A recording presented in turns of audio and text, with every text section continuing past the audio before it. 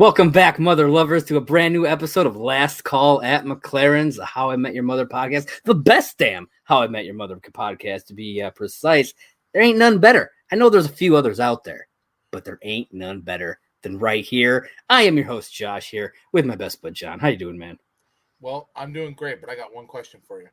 Okay. If we are the best, the best How I Met Your Mother podcast there is out there, why are we not sponsored yet? That's true. Let's get some sponsors, and folks. Question number 2, who loves orange soda? Kel loves orange soda. Is it true? I do. And sorry, folks, we are not sponsored by Fago, but would gladly take that sponsor. Listen, I tried to keep the logo as covered as I could. We are also not sponsored by Green Plastic Cup. Green Plastic Cup. All right, folks. Today we are here for season 2, episode 19, Bachelor Party. It's a good episode here, man. But before we get into that, John, how have you been, man? We took last week off for the holiday. How you doing? How was your holiday? Anything interesting? Listen, you know I worked on my holiday. Shut up. Yeah, but they don't know. Okay, listen, I fucking worked on my holiday, so all you people who got to watch shit blow up and have cookouts, fuck you. Where was my hamburger? Where was my hot dog? I didn't get no potato salad or mac salad. The only thing I got to mac was a bingo board. Ooh, I like bingo. I didn't get to play, though. You just made out with a bingo board? That's cool. No. Nothing wrong with that. The only thing this is, so I haven't really said this, but I started a new job recently. I left the ice cream plant that I was working at. I moved on to a casino, which I'm, for legal purposes, cannot state where I'm working. But I am now in a security position where I am assistant manager in security, and one of the big things that we do is watch over the bingo area while bingo is being played.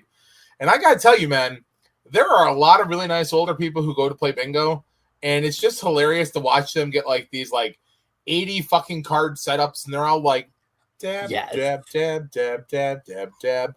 And I'm like, how they can spot that, I'll never know, man. Yeah, I don't fucking know, but it's phenomenal. I used to go to bingo back in the day with my mom and see stuff like that. I remember that.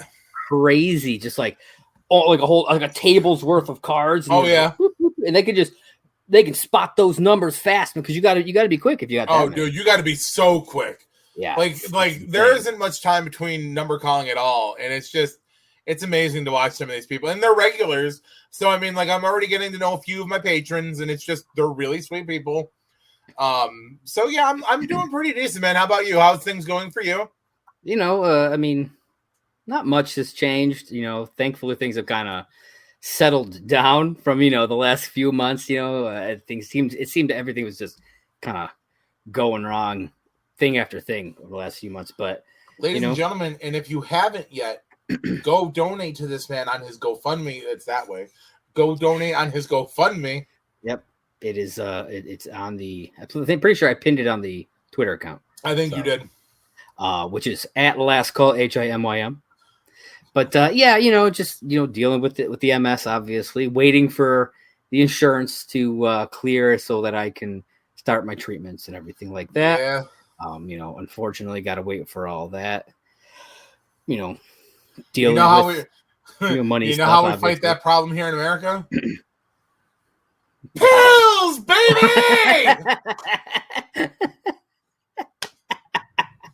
Yes. See, listen, ladies and gentlemen, if I can never help in a situation, I will always leave you smiling. That's true. All right. So over the last couple of episodes, you have issued out a game. I have. Mm-hmm. Now, do you remember what the game was from the last episode? No, but I remembered the first one, which was the number 37. Yes. So this one was to tell us the color of the couch that the Marshall and Lily were sitting on naked. Yes. Now we did get an answer here from a Monica Reynolds, Twitter handle Aquarian129. She says, I'm pretty sure Marshall and Lily's couch was a dark red. And it is, folks. Yeah. Yes. So Monique Reynolds, again, Aquarian. Monica, Monique. Yeah, no, it's Monique. I said it wrong the first time. Monique Reynolds, Aquarian129 on Twitter. Thank you. And you are this week's game winner. All right. I don't know if you have a game for this week, but I do. And I will issue it now. Okay. Before the actual episode starts. At the very end of the episode, the gang picks Brad up off the side of the road. What was Brad wearing? There you go. There you go. What was Brad wearing? Yes. Okay. Get into it. Getting into it. All right. So we are talking, like I said, season 2, episode 19, Bachelor Party, which aired originally April 9th, 2007. Directed by the wonderful Pamela Fryman, of course. Written by show creators Carter Bays and Craig Thomas. And the summary reads, Ted plans Marshall's bachelor party, but Barney can't help but intervening. Meanwhile, things get awkward when Robin brings a provocative gift to Lily's bachelorette party, but this summary is incorrect because it's not a bachelorette party. No, it would it's be a wedding shower. Yeah. They state that in the episode, and I have a little thing about it because it's obvious that Robin goes to this party thinking of it as a bachelorette party, which is very different from a wedding shower. And I could understand the gift that she gets for a bachelorette party. Oh, yeah. Listen, first off, that gift shower. is a great gift. I don't care if you're a man or a woman. Yes. Just saying. I'll get to that when we get there. Yes. But yeah, so yeah, summary is a little inaccurate here, guys. A little bit. All right. So the episode starts off, future Ted talking about how when things get tough, it's hard to keep Barney around. And so we flash to the bar. It's during the time when Marshall and Lily have broken up, and she's out in San Francisco. Barney sits down at the booth with Ted and Marshall, and he sees that Marshall's upset. He's ready to cry. He just gets up and leaves, walks out. Well, he asks. He goes, what's going on? And he's like, Lily. Yeah. And then he's like, I got to go. Yeah, he just leaves. He can't deal with that. And I thought this was because I honestly, I was watching this and I had totally forgotten about what happens at the end. Oh, see, as soon as I saw that, I was like, oh, I didn't realize this was that episode. Yeah. So I was like, when I got to the end, I was like, oh, that's right. And it's a nice tie-in, it seems so small, especially if you hadn't watched it before or if it had been a while. It seems like just such a small, insignificant scene, really, until we get to the end and it completely ties in. And I thought that was really a really nice touch that they did. Also, I noticed in this scene, Marshall's wearing a purple shirt. Yeah, which I thought was a nice purple and yellow. Yeah, man, I thought it was a nice touch. All right, then we flash to the present day, where the guys are specifically. It was Ted and Marshall. They had finished planning Marshall's bachelor party when Barney comes in and he's like, "Nah, you guys haven't even started." Well, yeah, because future Ted's like, but when it's good stuff, you can't get rid of Barney. Can't get rid of him. And he's like, oh, so you haven't even started planning Marshall's bachelor party? All right. Yeah. He's like, strippers. Yeah, and they don't want strippers. Marshall doesn't want that, and it just the idea of not having strippers just does not compute for Barney. Well, he can't wrap his head around it. I love that they give you the reason why, right here. It's not a hit thing. It's like Barney's choice of strippers are not always A+ strippers. No. They're not lusty leopard material. No. And I'm like, as they're going through the girls, I'm like, man, nothing beats the moment when he's doing his bachelor party and fucking Quinn shows up though. Yeah. I'm like the girl they get for Marshall's bachelor party, I was like, at least she's decently cute. Yeah. She's got a nice body on her. She got nice. I'm gonna go full sexist here for a second. She's got nice stripper titties. Like, she's got like that perfect little body. And I'm like, I'd throw her a couple bucks. That's fair. I might throw a 20 in there accidentally. You throw a 20 at her. But yeah. But I mean, you know, he's getting stuff for other people. When it's his party, you know he would want far better than what he gets for others. He wants Zapka. He does want Zapka. That's totally true. So we then flash back to Stuart's bachelor party. Remember Stuart? Well, yeah, and I honestly love the tie-in here. Yeah, because I loved the 5 guys you'll have at a bachelor party, because it's a true thing. Like, look at The Hangover and look at any other guy like American Pie and stuff like that. You know, it's always the group of friends. Yeah. So future Ted describes how Barney puts together a bachelor party. It's a cramped room, a circle of chairs, close friends. You crank the heat up to 90. You fill the room with cigar smoke, and you get what I could put down as a not so great looking stripper who does some pretty nasty things. So, yes. What's the naughtiest thing you've ever seen a stripper do? I mean, I don't think I've seen anything like out of the ordinary, I guess. Yeah. I don't think I've ever seen anything like super fucking weird from a stripper before. Do I have permission to ask a question from years ago? Sure. Did anything naughty ever happen with you and Jordan in the back room? No, nothing more than just like a normal, bed dance kind of a thing. I mean, I didn't get to do anything, out of the ordinary.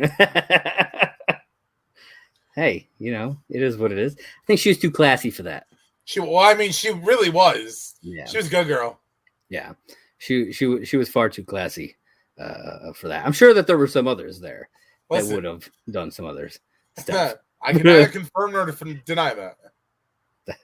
That's fair. You can take that however you want, folks. Take that however you want. I have a lawyer. And then we go back to present day. Marshall, he's like, I don't want any of that. He's still scarred from the events of that bachelor party. I mean, I can't say I blame him. Like, what is your ideal bachelor party?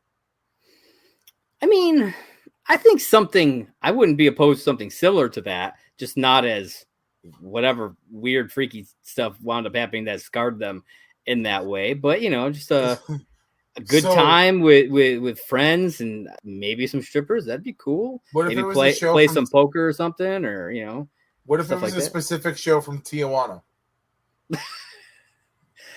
I don't know, man. Though it would be an interesting story to tell. I actually don't know if I would want to see it.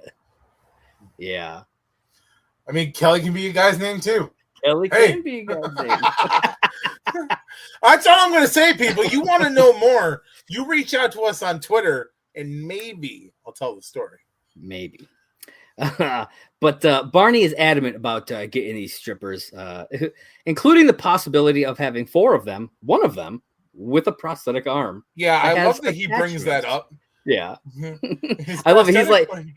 He's like, but before you say no, it comes with attachments. Yeah, and I'm like, what kind of, that's where he got me, because I'm like, what kind of attachments? What does it do?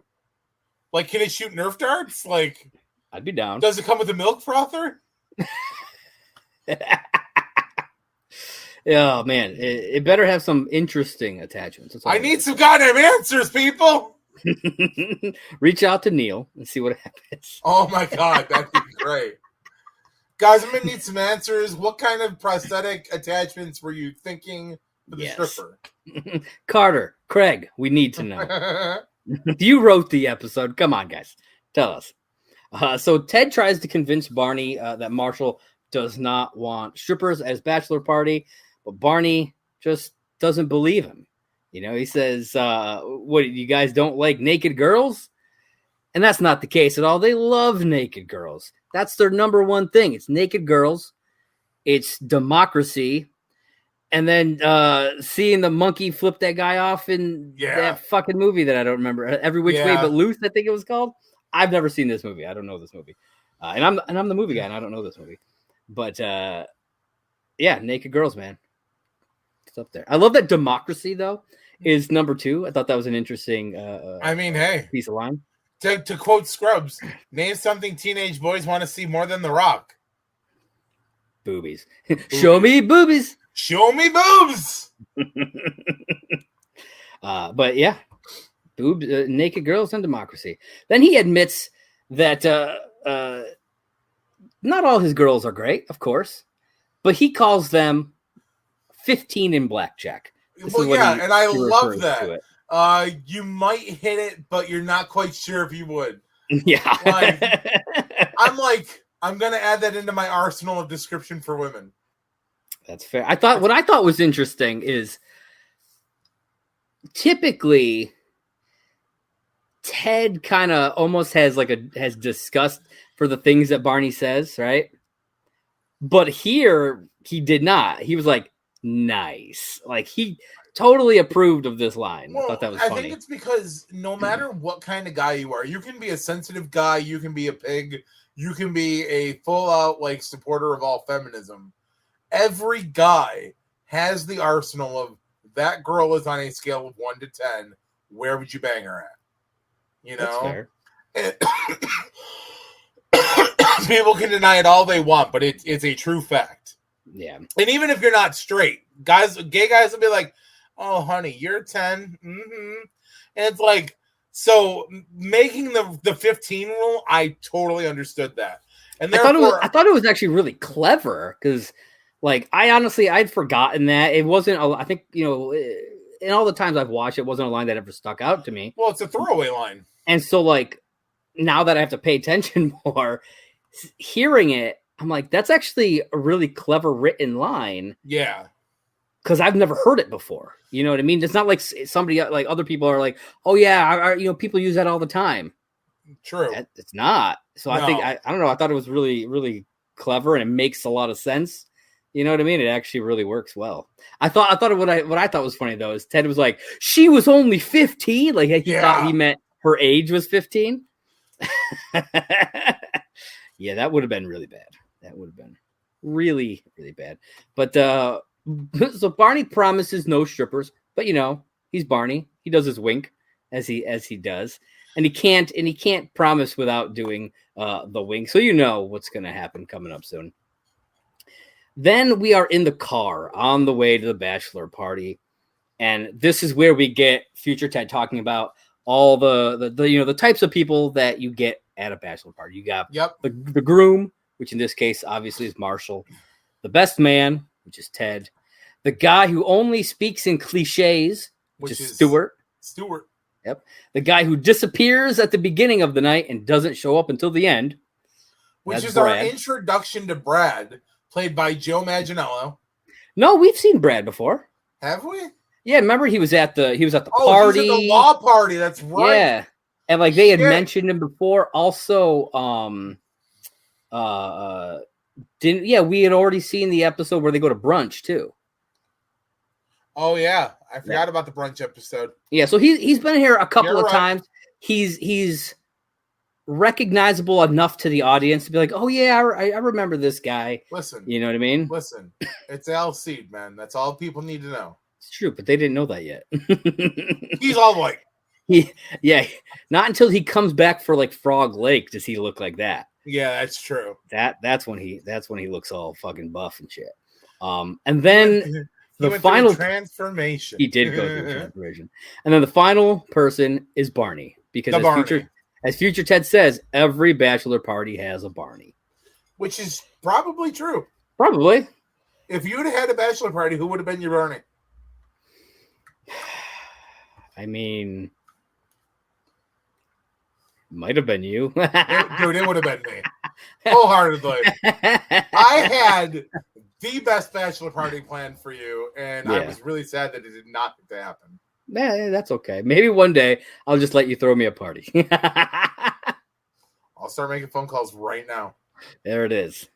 Like the non-bachelor bachelor party. I'm going to have to mute my mic.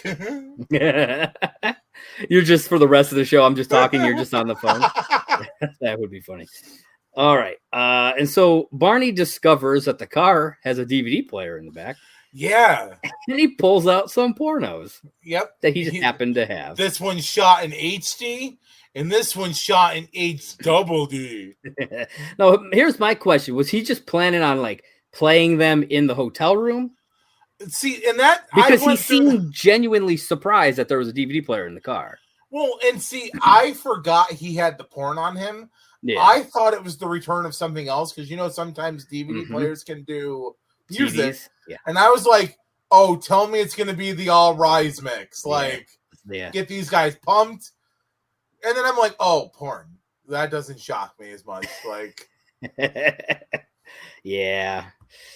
Which, the joke comes back a little bit later as well. But yeah, he had like multiple DVDs just in his coat. Yeah, he had like 3. Yeah. And I'm like, who brings that much porn with them anywhere? Apparently Barney. I mean, he does have an entire shelf. No, like, and I know he does, but at the time though, this is also like 2006, 2007. Internet porn exists at this point. It's true. It's true, but they would have to have something with internet. And smartphones, like the iPhone was, I don't even know if it had come out quite yet because it came out in 2007, but I don't know when in 2007. Oh, fair. You know what I mean? So, and even if it had come out, it was the very first one. Yeah. So, it probably wasn't the most easily accessed thing. No, probably when you're not. out. Yeah, when you don't have obviously no one brought their laptop with them, so just gonna get some work done this weekend. Yeah, so at the same time that this is going on, Lily is having her wedding shower, and like I said before, this is a key difference between what Robin thinks is happening and what's actually happening. Yeah, which is fucking hilarious. Yeah, she obviously thinks this is a bachelorette party, and it's not. It is a wedding shower, and it's funny because when I was watching it, like I was like, yeah, okay, she's gonna go to the shower, and I hadn't thought about the fact that Robin would have thought this. I was just like, yeah, it's a wedding shower, and then they say it, and I'm like, yeah, it is a wedding shower, but then why would she bring a vibrator? Yep. Like I don't, it got me like thinking when I wasn't thinking about it before, and I was like, she must think this is a bachelorette party. Well, and that's which would have made sense because usually the groom has their bachelor party and the bride has the bachelorette party on the same night. That's usually what happens. Well, yeah, but my thing is, did Lily also though not inform her that like her mom was coming and her like obviously not, yeah, like her nun cousin's coming, yeah, her like grandma, her grandma, aunt, a bunch of kids were there. Because, like, Robin is, like, legitimately like, oh, great, Jesus is watching us. Yeah, I love that. And I'm just like, she's legit, like, taken back. So, clearly there was some miscommunication. Which to me means, because obviously Robin's the maid of honor, right? If this was a bachelorette party, she should have been planning it, right? And that's the other thing I thought of, too, is that Robin would have planned a bachelorette party. Yeah. So yeah. What did she actually think was happening here? Like, I don't... Who the fuck knows, man? Yeah, it's Robin man. Scherbatsky. That's true. She is not a girly girl. She doesn't do this kind of stuff. And so I think she didn't even know what she was doing. Also, though, did you notice, though, because I thought this was kind of funny, Stuart is invited to the bachelor party, but you do not see Claudia at Lily's party. Oh, yeah. That's a good point. And I thought back to it, nobody likes Claudia. Yeah, nobody likes Claudia. Huh. Though we also don't see, what's her name? Kara? Oh, yeah. Brad's girlfriend, right? Although, because they had gotten back together. Obviously they eventually they split, but they had gotten back together during the brunch episode, at the end of the brunch episode. You know what song he was not singing to her in 2007? What? Because we are never, ever, ever getting back together. That's true. T Swift. She was behind the ball at that point. Oh, I bet she was. Never mind. Not quite there. Not quite there. T Swift was probably definitely behind the ball. She was songwriting. She was like, John Mayer is a dick. It's true. It's true. I don't know. People go on Twitter. Did Taylor Swift date John Mayer, or am I just making shit up in my mind? Yeah, I mean, who knows? I wouldn't be surprised. I wouldn't be surprised either. Yeah. Google. Google. Also, let's see. So Robin, like I said, this gift, she obviously didn't know what she was doing, but this was not the first gift. We've already kind of dropped the bomb of what this gift is. True. So kind of gave that away already, but it was not the first gift that she got.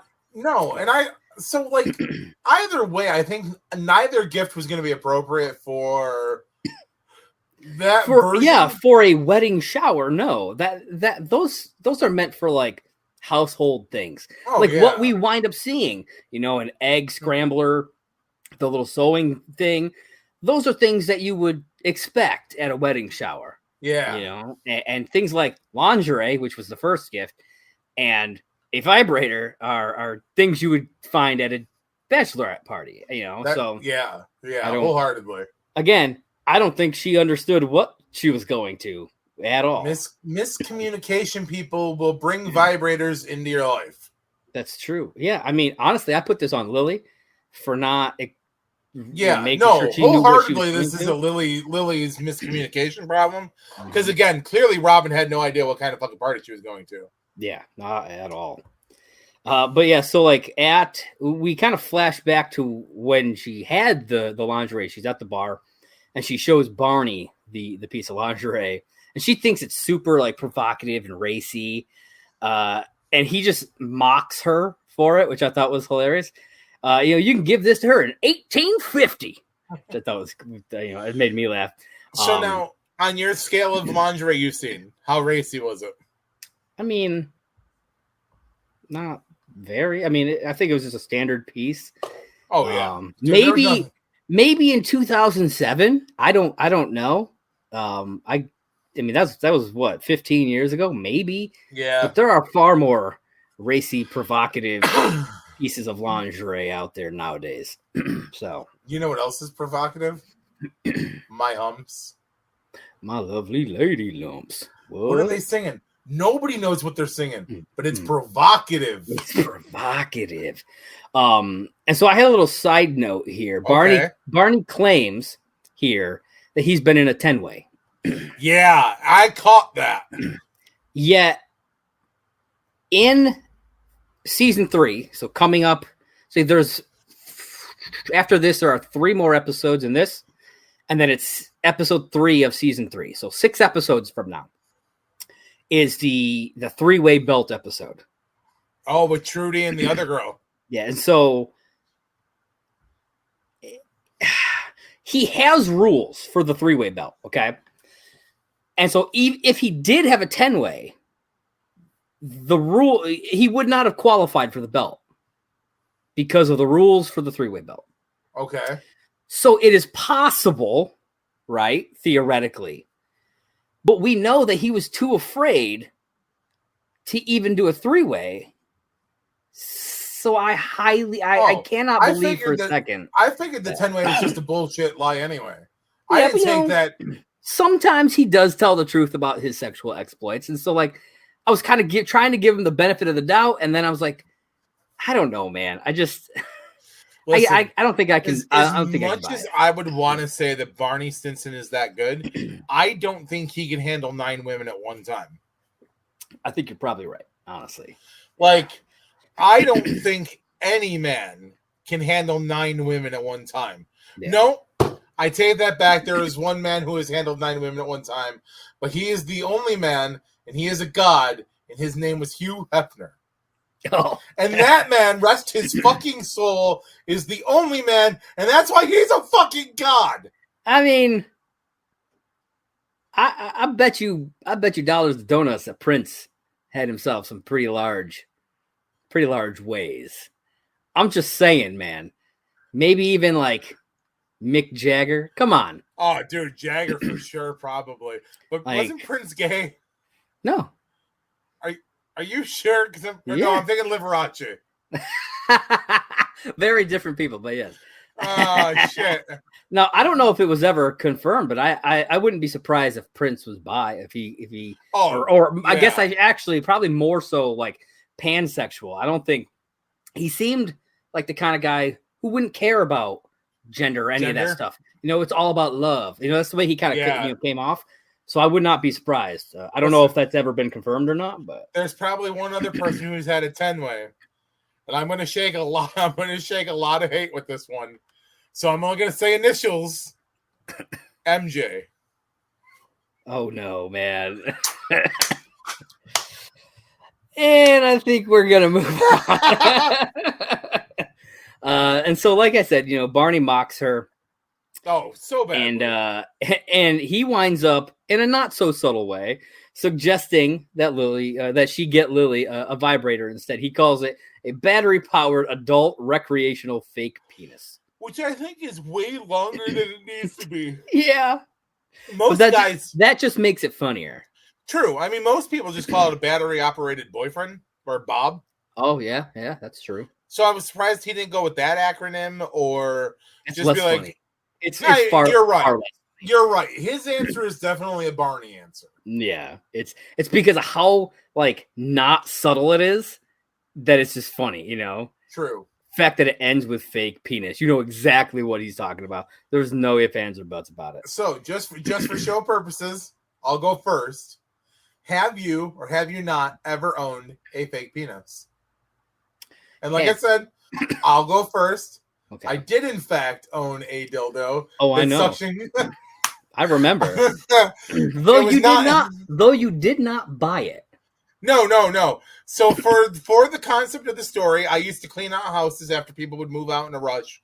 Everything was thrown away, or you keep things that weren't electronics. And I found this entire drawer of sex toys, and I found this dildo that was probably like a good 8 inches long, really girthy, and it suction cup to a wall and had a big pair of balls under it. It was never used on anybody, although I did smack Josh in the face with it once. And he returned the favor. It's suctioned to the wall for a while. Dude, that thing floated around for years, and then somewhere it either got misplaced or taken by somebody. Yeah. It found different places around the house to be suctioned to the wall. All right, but your turn now, sir. I myself have never owned one. There has been one in my apartment because my ex-wife had one that she would use on herself and I would use on her, various times. But yeah, no, I like the way you playfully danced around that. I myself never actually owned one, but as soon as you were asking the question, the first thing that popped in my head was the suction cup one from back in the day. Because dude, that thing was hilarious. Dude, it was great. I miss it, to be honest with you. We would chase our friend Adam around. Innocent little Christian boy, And we just made ourselves the villains in this story. Oh, he's a good kid, though. He always laughed about it. He always loved it. Or he always loved it. Yeah, no, he always laughed about it. Yeah, he loved it. But yeah, so that was continuing on. So we flash back to current time, and we now know that Robin has a dildo vibrator in the box, and she has arrived at the shower. And like we said before, it's relatives. We got her mom's there, her aunt, her grandmother, her cousin, who's a nun. A bunch of kids are running around, and she walks in with a box that has a dildo in it. And the first thing I noticed as soon as she walked in, because I knew what was gonna happen. I knew that she swapped the cards out. But the first thing I noticed, I was like, oh, okay. There's another gift that almost looks identical. Yeah, and I thought about that because originally I thought the wrapping papers were the same. Yeah, but they're not. But they're very similar and the same color ribbon and bow. Yeah, I noticed that too. I thought that was kind of cool. And I have a little tidbit about her grandmother. Okay. So Kay Callan plays Lily's grandma, her grandma Lois. Her grandma Lois. Kay Callan also played Lois Lane's mother-in-law on Lois and Clark, The New Adventures of Superman. Oh, no shit. Yeah. That's really cool. She played Martha Kent. Yep. Huh. But it's Lois Lane's mother-in-law. Yeah, I don't she think I played realized Lois. that was Clark's mom. Yeah. Because I watched Lois and Clark. Yeah. Obviously. I mean, it's been a while since I watched it, so I didn't. I mean, she looked familiar in general, so maybe like in my back of my brain, her face was there. Huh. But yeah, I didn't actually until I read it. I was like, oh, that's really cool. But I thought that was really cool because of the Lois kind of connection. I thought that was kind of neat, and they love Superman. Apparently, the creators love Superman. It's obvious. So I thought that was cool that they had cast her for that. And again, like we said, she's even introduced to Lily's cousin Margaret, who is on her way to becoming a nun. I love that. Do I introduce you as my cousin or sister? Yeah, cousin Margaret or sister Margaret? Yeah, not yet. She hasn't taken her vows yet. So there's still time, John. There's still time. But then we go back to the car, and the guys, other than Ted, who's driving, are watching what they think is a porno. Yeah, I fucking love this. Morgan Freeman, that dude is in everything. Yep. And it just winds up being the 1998 disaster film Deep Impact, which this sent me on a little deep dive of things. Deep Impact, John, is what is referred to as a twin film alongside Armageddon. Yeah. For those of you who out there who don't know what that means, this happens all the time, almost on a yearly basis, really, where two films are either in production or come out with either the same year or within a year of one another. They have like pretty much the same premise. Oh, yeah. And there have been so many. I wrote down a few examples. Just we had Ants and A Bug's Life that came out the same year. White House Down and Olympus Has Fallen both came out the same. Yeah. The Howling and An American Werewolf in London came out the same year. American Werewolf in London, that's one of my favorites. Yeah. No Strings Attached and Friends with Benefits. Like, I get those movies confused all the time. Yeah. As Smallfoot and Abominable, couple good ones there. And so many more. Like I went onto the Wikipedia page, and dude, there's tons.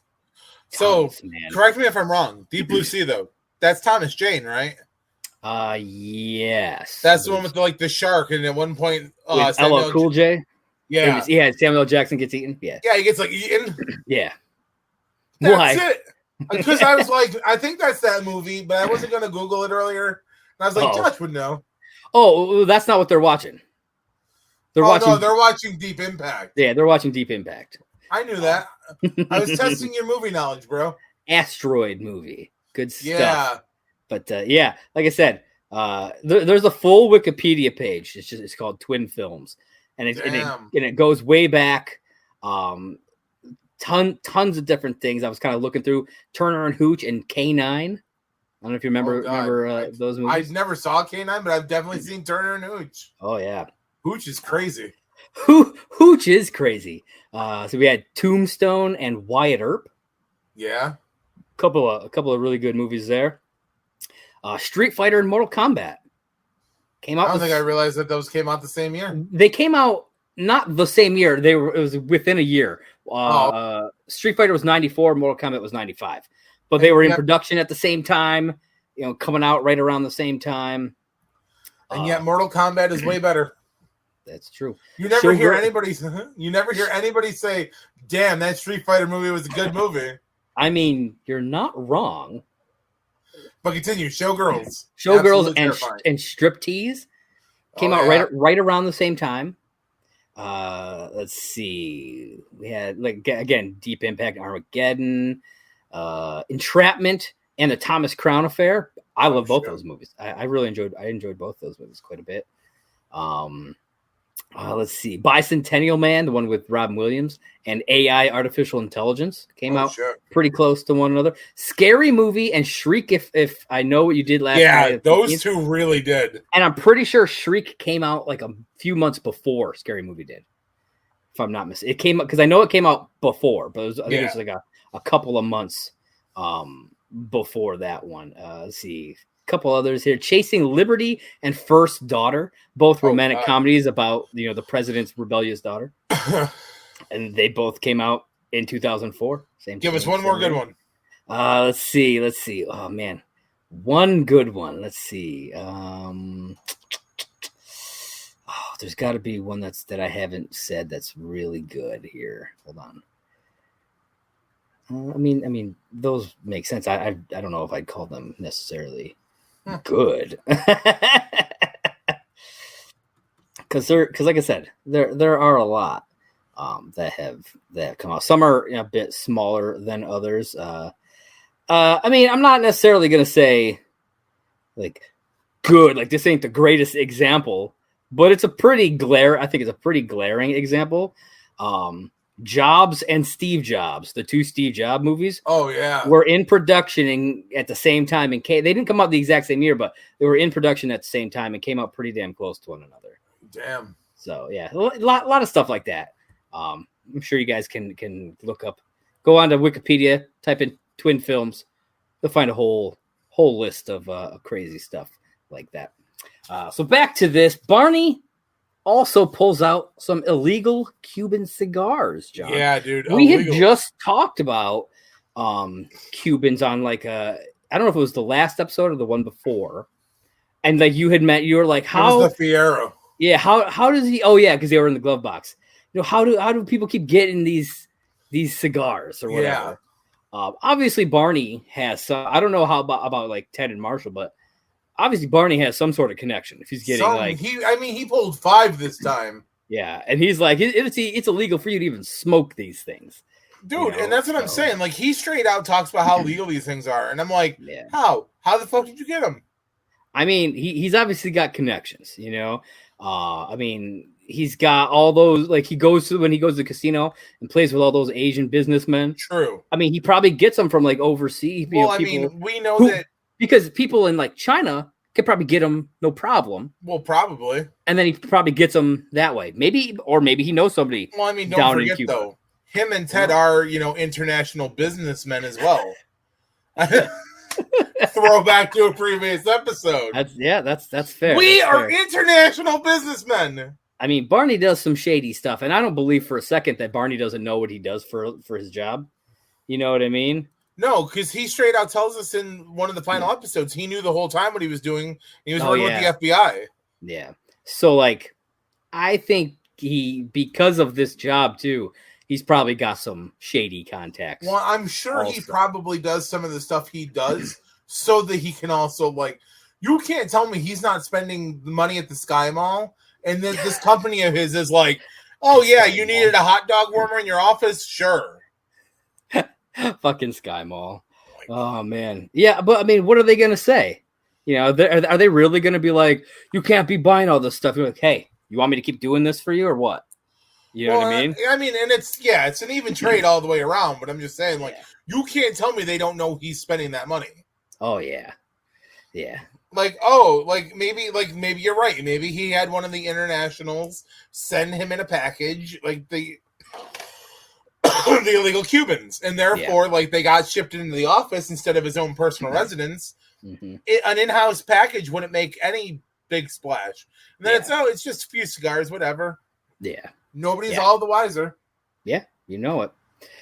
So yeah, Barney says he's gonna, he plans to light these things up once they get to Atlantic City. But they're not going to Atlantic City, John. Nope. No, they find out from Brad that they are going to some place called, they find out that from Brad that they're not going to Atlantic City. Yeah. First off. And then Barney leans up to talk to Ted. And he says that they're going to some place called the Foxwoods. Foxwoods. Where they're going to go to a boxing match, do some gambling. They apparently got themselves a private craps table. And they'll be sharing a 102-ounce steak from Which a cow, is a huge ass fucking steak. Yeah, from a cow that Ted picked out on the internet. And I know, John, you have a little story about a big steak. Yeah. Well, for comparison size for you, it's like that night me and you went to Texas Roadhouse and I got that big steak. It's like what did you say? Like 3 1/4 of those? Yeah, it's like 3. Yeah, it's a little over 3 because that was a 32-ounce steak. Yeah.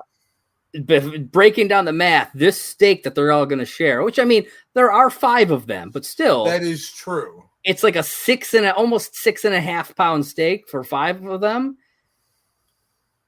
I mean, that's still over a pound per person. Yeah. And so like, I feel like that's a lot for just an average person. I would have to agree with you. You know what I mean? Because I mean, 102 ounces, 5 people, you're talking 20 ounces, a little over, 20 ounces each, roughly. It's a big steak. If that was ribs, could you do it? Well, probably.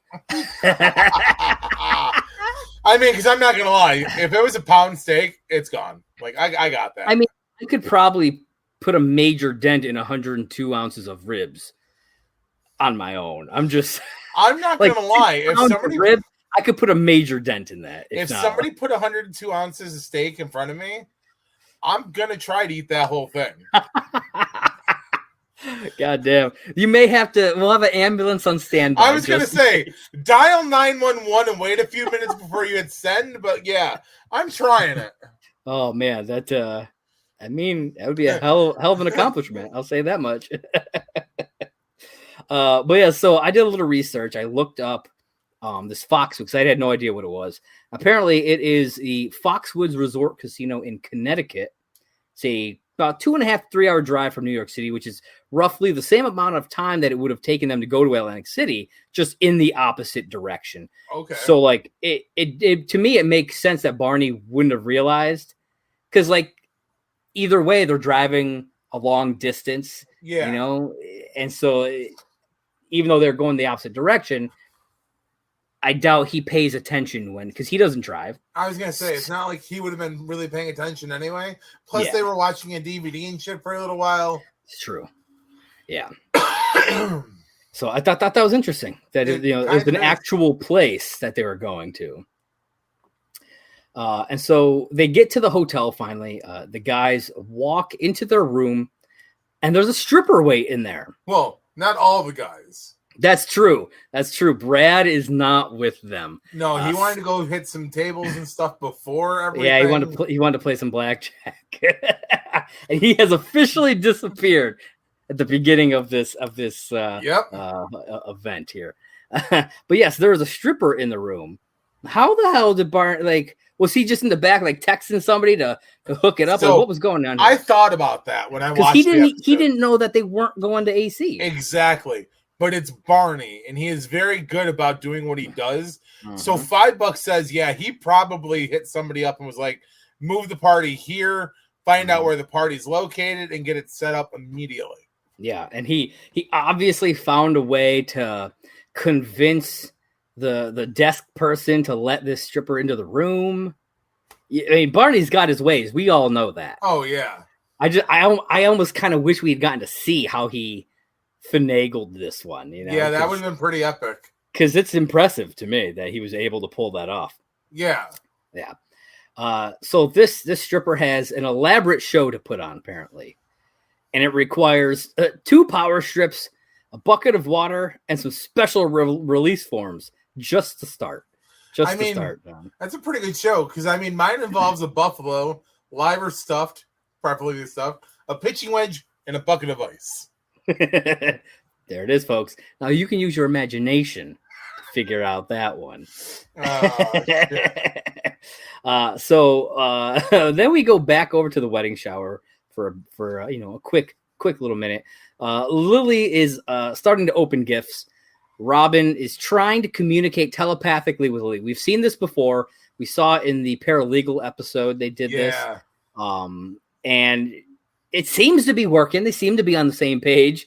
But apparently Lily thought that Robin just needed a tampon and had her mom give her one. Yeah, which I'm like, first off, obviously these two can never seem to communicate, but the guys do it all the time. Yeah, they do. It's interesting. And it makes me wonder if it's just because the guys have known each other a lot longer. Even Barney, they've known longer. That is true. A few years longer than Robin.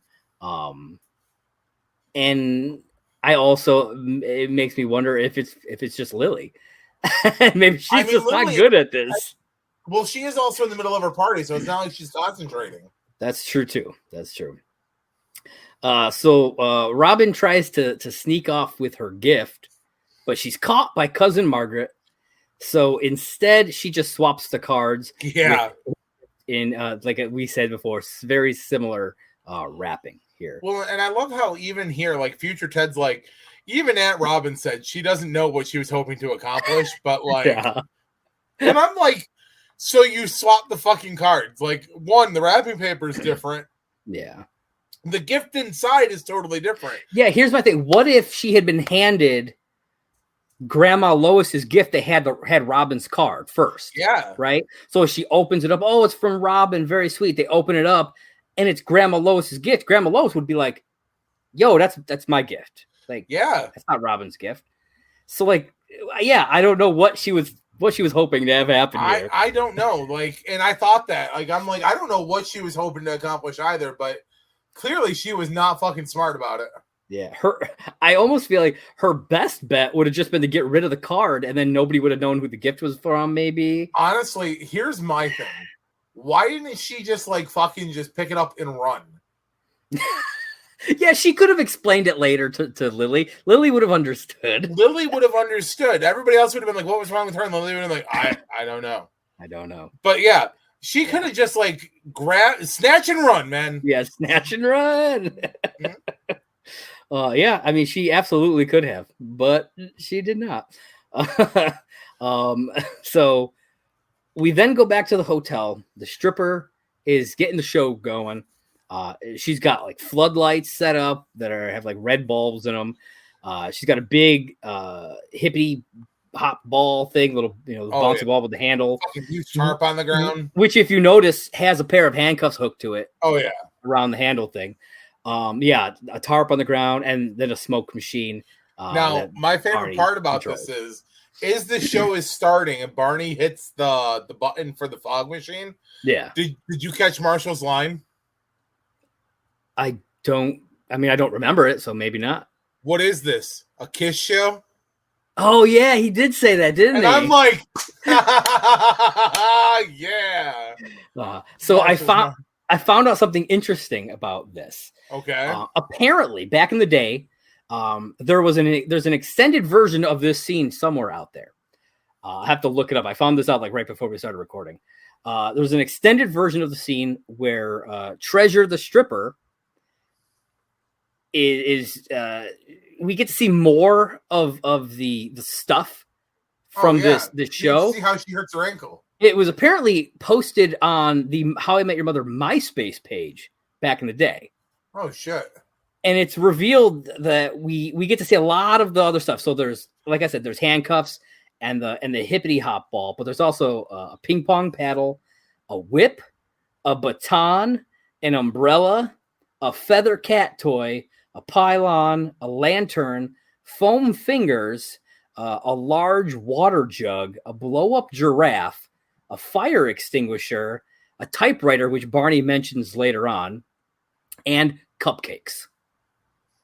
Fair. I just want to see what this whole show is. I need to look up the scene though. Yeah, I was gonna say I do remember the deleted scene because it actually shows her get hurt. Yeah, like she slips on the tarp. Okay.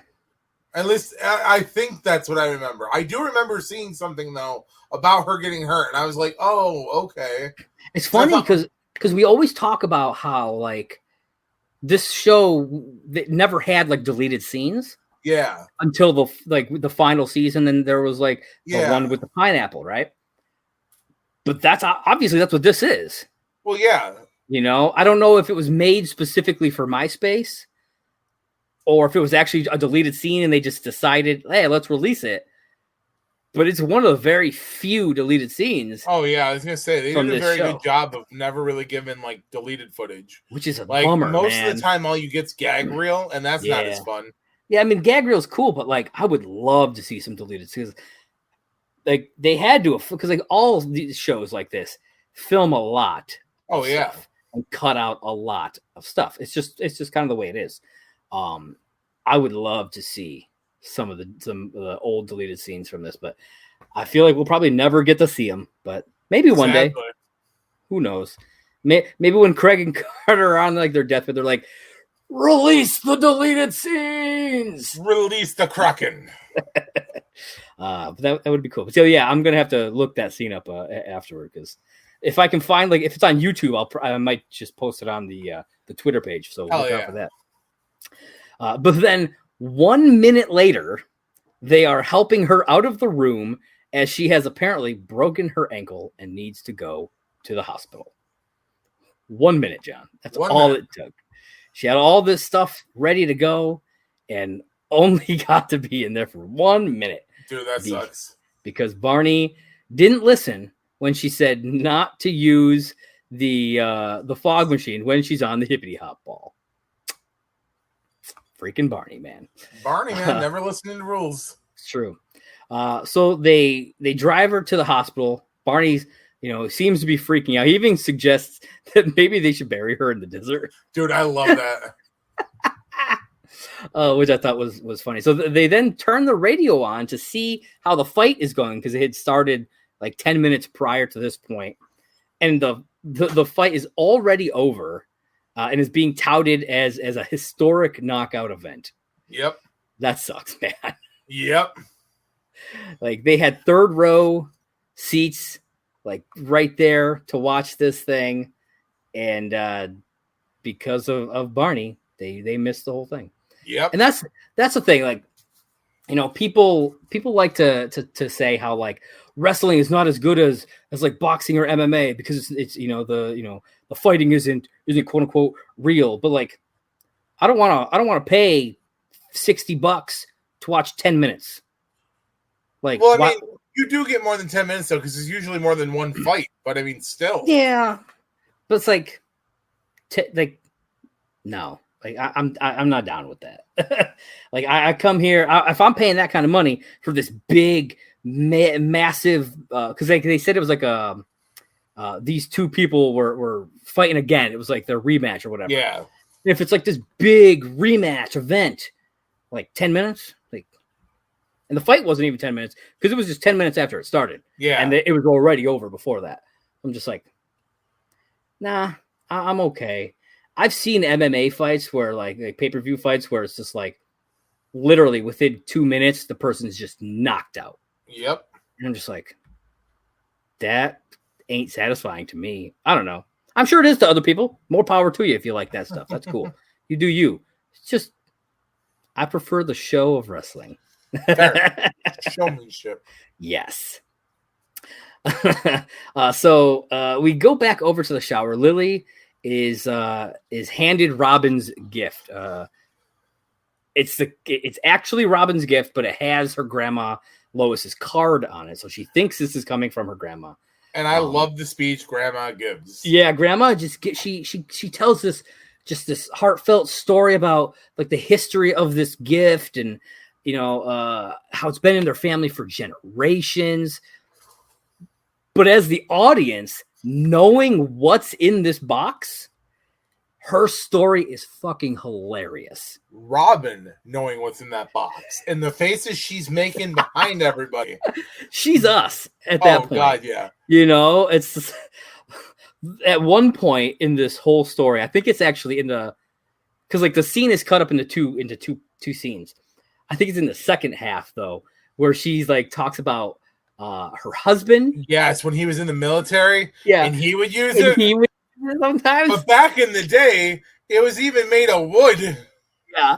I'm just like, oh my God, this is the funny. And like she was great delivering that speech, man. It was fantastic. We'll talk about those two sections together because you're right. They split it up, and I was like, why?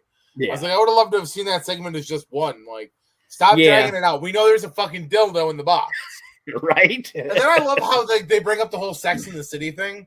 It's like the one Miranda gave somebody on Sex in the City. Yeah. Yeah, that doesn't come until they actually reveal it. But yeah, we can talk about that half, the second half. We find out that we had found out before, like right before her speech started, that it was this little antique sewing machine. Yeah. This black antique sewing machine, which I think is funny because it was black, just like the vibrator is, because her mom asks Robin at the like when she first brings it in, she's trying to figure out what it is, and she asks her what color it is, and she says it's black. Well, I thought that was kind of funny that they actually happen to both be black. And Lily's face when she opens the box, she's like shocked and speechless, embarrassed. She doesn't know what to do. I thought it was great. And yeah, so like right before she takes it out of the box, Robin jumps in and confesses everything. And yeah, then everybody's like, I got to look at this thing. And yeah, then they're talking about Sex in the City and comparing it hilarious to that one. Yeah, it was really funny. Definitely not what either of them expected to have happen. So then we're at the hospital. Stuart makes a joke because he's the cliche guy. Oh yeah, he makes a joke about marriage kind of being like death. He says something about like go down to the morgue, check yourself in. Yeah, and Marshall asks him, he's like, "Is everything all right at home?" And Stuart's response, he's just like, "No," and they just leave it at that. Well, yeah, that's so it. I realized though, think about this. This falls into the timeline where Stuart has a drinking problem. Yeah. Yeah, we're seeing. It's funny because like I never really thought about it in the many other times that I've seen this, that there's a little sub story that happens throughout multiple episodes with Stuart. We're seeing the trajectory of Stuart's relationship there, and I thought that was fascinating to see this little bit. Yeah, with it. Yeah, I thought that was really cool. Because a lot of shit goes down later on, yeah. Oh yeah, leads to like the intervention and stuff like that. So a lot of crazy stuff goes. Come on, man, where's your drink? Nobody comes to see Bruce Banner. They all want to see the Hulk. Yeah. Hulk. I guess I should have read the email. Yeah. So then Treasure comes out from the back from the the hospital with like this it's a boot. Yeah, I guess it's technically a type of cast. I don't know. I've never had one, so it's an immobilizer boot / brace, which pretty much keeps your legs straight enough that it'll heal a break, but it's not bad enough for a cast. Okay. So what the only thing that makes me laugh about this, I was going to say, because I was like, does she have like an actual cast under it, or is it just this thing? Because I'd never. It's just that. Okay. So yeah, she comes out with that. She's on crutches. She's upset because she can't work now, and she tells this sad story about how she can't work, and can't provide for her kids. Yeah, and her fiance who's come back from the war. He drinks a lot and all this stuff. And it's it seems real sad, but Barney's like, do the show anyway. Yeah, he's still down for it. And I've seen her second half. I know most of it's horizontal or propped up, right? Yeah, the seated or supine position. She's like, it is true. And then they start to like pity her. Like, no, you don't have to do this. And she's like, I know I don't have to do this. I want to do this because I'm good at it. And I give her a lot of props because that is a true entertainer right there. Yeah, absolutely. I won't call her what everybody else calls her on the show. She is an entertainer, sir. That's true. And she does, man. She gives them the show that they deserved. Yeah, man. That was promised. And I don't know what she fully did during this show, but it affected them. Especially Stuart. Yeah, I miss my wife. And speaking of that, because that happens when they're at dinner after everything. Yep. All the guys are, like I said, they're kind of like disgusted at what they just witnessed, obviously, except for Barney. He's chowing down on his portion of that 102-ounce steak. And I realized, we were talking about the breakdown of the steak. There's only 4 of them at this point. Yeah. It's still a 102-ounce steak, but now there's only 4 of them because Brad's still not there. And so that's even more steak. You're talking 25 ounces a piece, 25 and a half ounces a piece. Yeah, that's a lot of steak. I mean, it's less than what yours was. Think about that. They're each eating less than what yours was. So, like, man, you're making me feel like a real fat ass over here, dude. Thanks. Hey, Barney seemed to be good with it. He was chowing down on it. I mean, Listen, best steak in life is a free steak. That is not wrong. I'll say that. So I learned something, and then I had to do a little investigation myself. On the wiki page, it said that. So you know how on the walls behind them, it's like a bunch of caricatures, it's like celebrities and stuff. Yeah. On the wiki page, it said that Carter and Craig's faces were on the wall. Oh no shit. And so I when I went to rewatch it, I was freeze framing each time they show a new piece of wall, and sure enough, they are both on there. But I caught something that the wiki did not catch. Pamela Fryman's also on there. Dude, that's badass. And she's right next to Craig Thomas's. It's her and Craig, and then Carter's somewhere else on the wall. That's badass. Yeah, I was like, that's really cool. It's a really cool little thing that they stuck in there for this. And I'm curious if this is a real restaurant that actually had, because I think that's a cool idea. I mean, that is pretty cool. You know, I'd love to go to whatever that place is if it's real. I would love to just take pictures in front of the three of them, post it on the Twitter page. Boom. So then Barney tries to remember if he, because apparently the guys kept telling him to put out the cigar, not to smoke because it's a non-smoking room. And he's like, and then I put out the cigar. Or did I? No, I did. Or did I? No, I did. And then you hear sirens, because apparently he did not. And he started a little fire in the room. Barney started the fire. But John, it wasn't a big fire. Just big enough to get him kicked out of the hotel. That's all. Just big enough. And so because they're kicked out, they have to head back. They got nowhere else to go. So they're driving back and they spot somebody. And they pull over. It's Brad. And it's Brad. Now, we're not going to say what he's wearing here. We don't want to give it away. But if you remember, go over to Twitter at LAST CALL HIMYM and tell us, what is Brad wearing? That's right. And Brad doesn't seem fazed at all by the fact that they just found him on the side of the road. And he's just like, how was the fight? How was the fight? That's all. I'm just like, oh, Brad. Totally hangover there, though. Yeah, 100%, which I thought was really funny. And then they go back to the bar, and Ted is kind of relaying the night to the girls quickly, because they're surprised that they're back already, because they weren't supposed to be. And Marshall is pissed off at Barney. Oh, yeah, dude. He's vented hard. Yeah, man.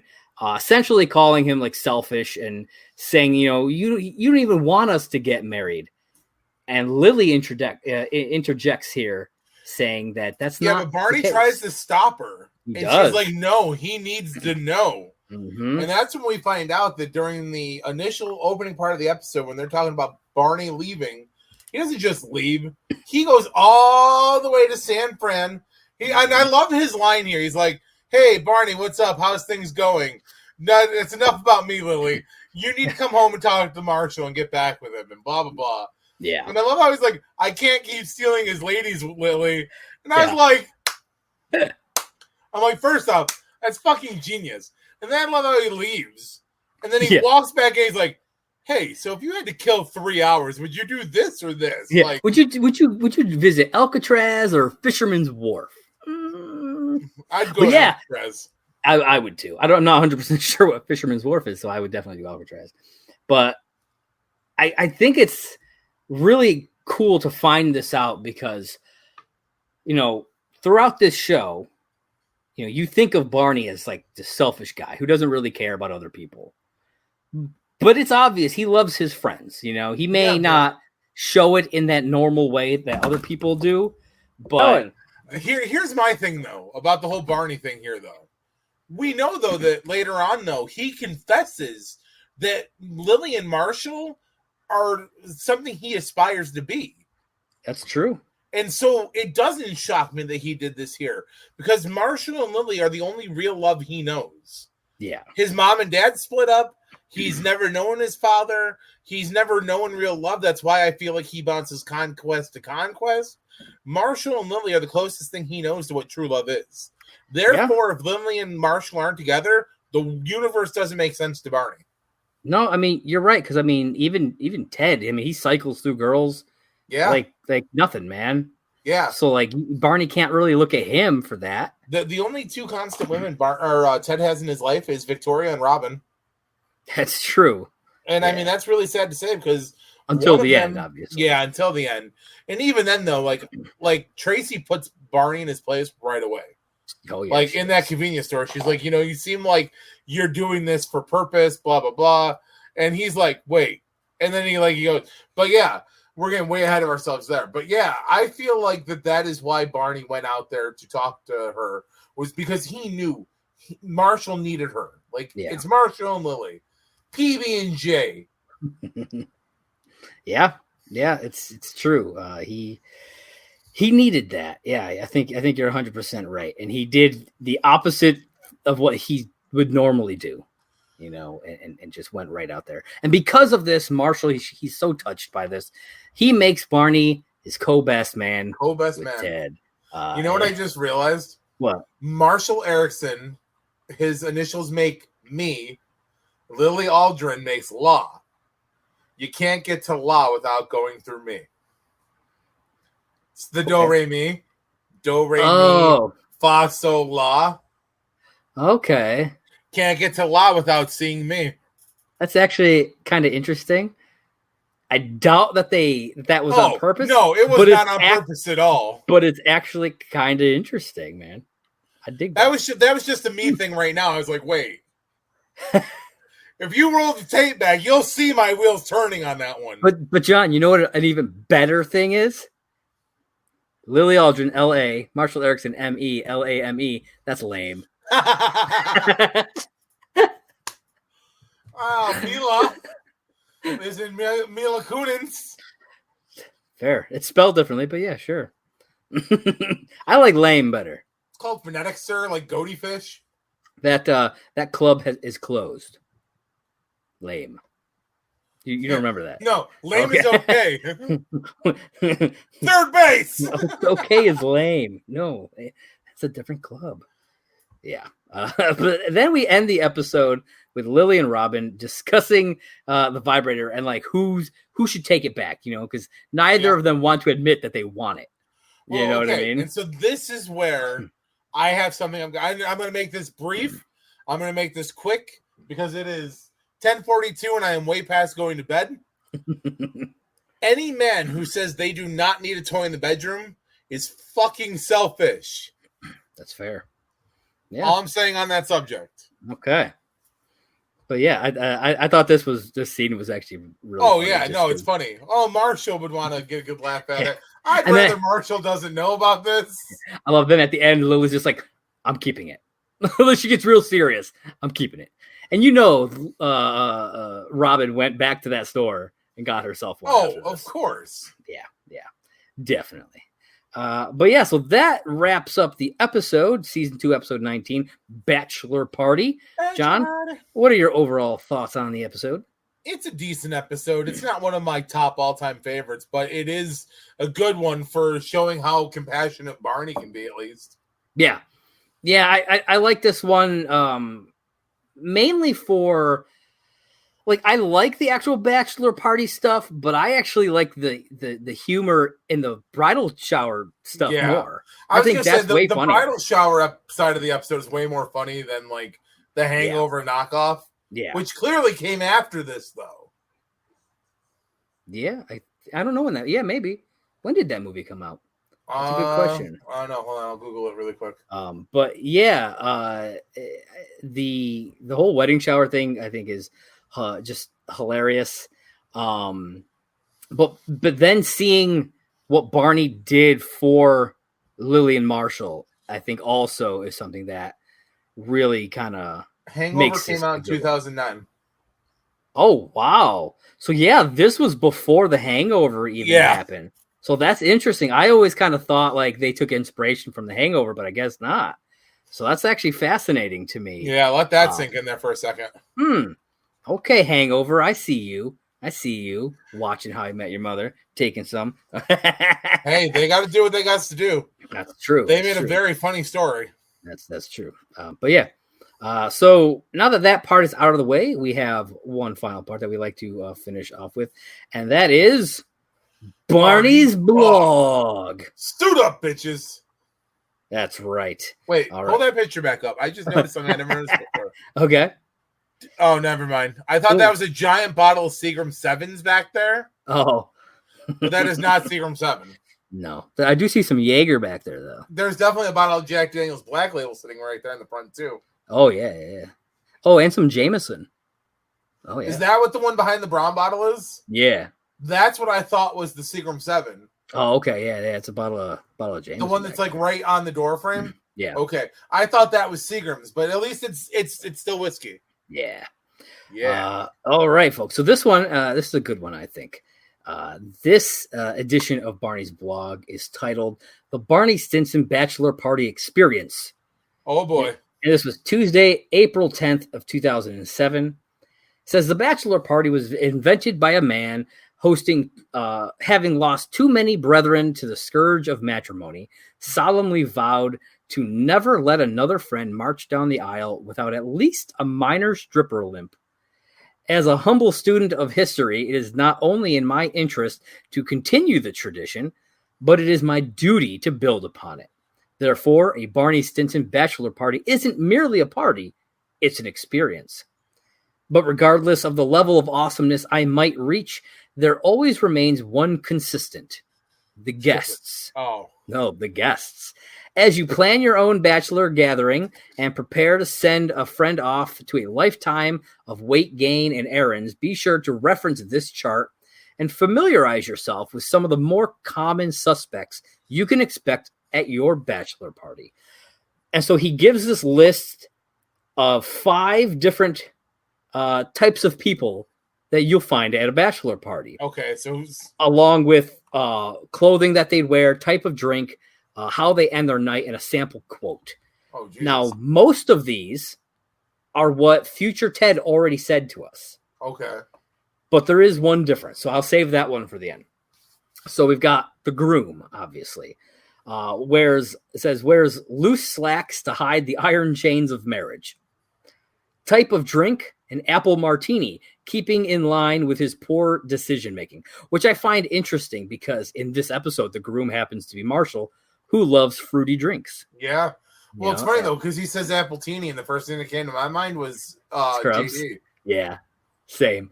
Their night ends trying to convince himself that this is a good idea, and sample quote, "I'm making a huge mistake." All right, so then we have the best man, of course. Now, this one, it's obvious to me that he is describing himself. Okay. A pinstriped, double-breasted suit crafted from the finest in Italian fabric technology. Yeah. Type of drink, scotch. Night ends, a gentleman never tells, but probably having sex with multiple hotties. Sample quote, You're welcome for me being the best man ever. Yeah, that's Barney. Yeah. He's obviously, because he keeps saying he is the best man. You know what I mean? He is Marshall's best man. He's Ted's best man, even if he's not supposed to be. He keeps saying that he is. So it's obvious. And obviously I don't think he ever thought, at least at this point, that he would get married. You know what I mean? Probably not. So he would be the best man for whoever's wedding he's going to be at, because he would throw the best kind of shindig and whatnot. Yeah. So then we have the cliche guy, which in this episode was obviously Stuart. Says a sweatsuit featuring a college fraternity or sports team, and sadly a tuft of chest hair. Type of drink, beer, domestic. Night ends with several handprints across his face, seeking solace in the champagne room of a strip club. Sample quote, "What's the difference between a marriage and a nutcracker? Nothing." Ouch. And we have the vanishing guy. which was Brad, obviously. Yeah. Clothing, doesn't matter what he started out with, it will end up tattered and or stained. Type of drink, says wild card, won't know until you finally track down his credit card the next day. Night ends either on a phone call from the police station or a message that says, I'll meet you at the airport. Okay. And sample quote, I think I'm in love. Yeah, I like that.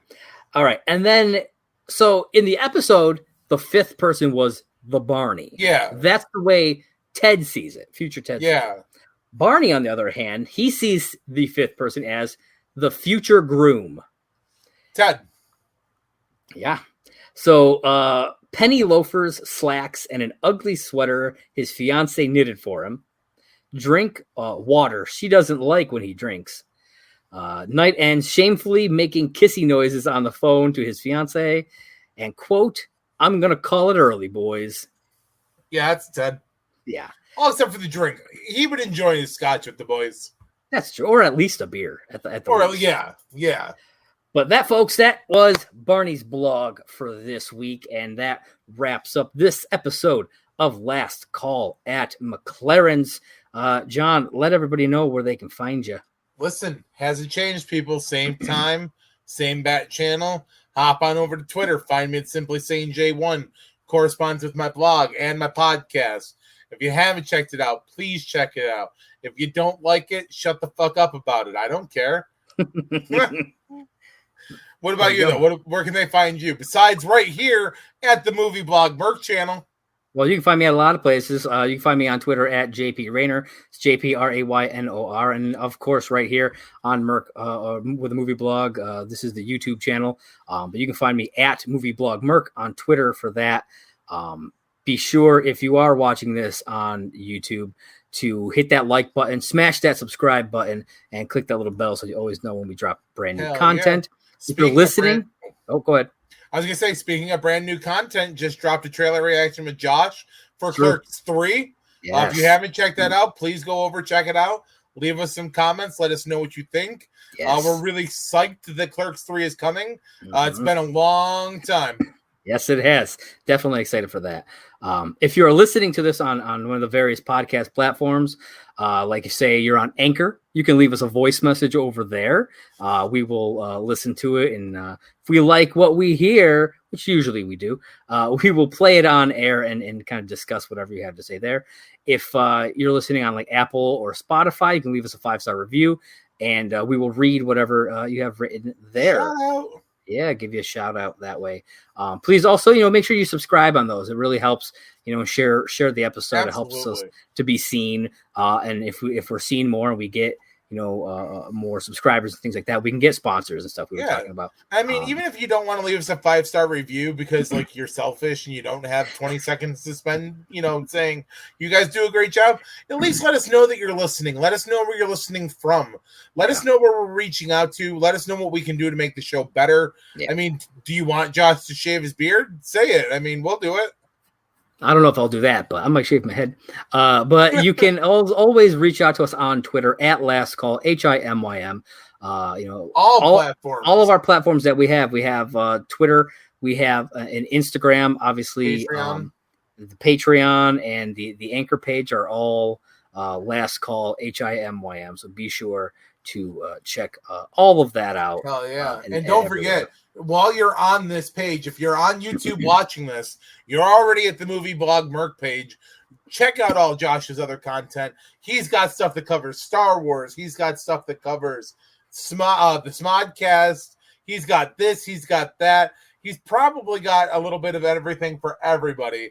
And if you're a wrestling fan, jump on over to our other Twitter page, which is Off the Ropes JJ. We haven't recorded an episode of that in a while, but you can listen to all the back episodes and check out some of the interesting stuff that we have to say in the world of wrestling. And also be sure to play the game this week. Tell us what Brad was wearing when they picked him up off the side of the road. Yes, that's right. And we'll give you. I love that people are playing the game. Yes, we will give you a shout out. Should it just be the first person? I don't know. That's what I've been doing. Sure, first person. I mean, that works. Yeah, whoever gets there first, so be quick about it. Quick, Get it in there. Get it run, in little there. bunny, run. That's right. So I think that's all I got for him, John. What do you got for him? Bailiff, smack this man in the pee-pee. I don't think that's right. I don't think that's right. Listen, you don't have to go home, but you can't listen here. Catch you next time.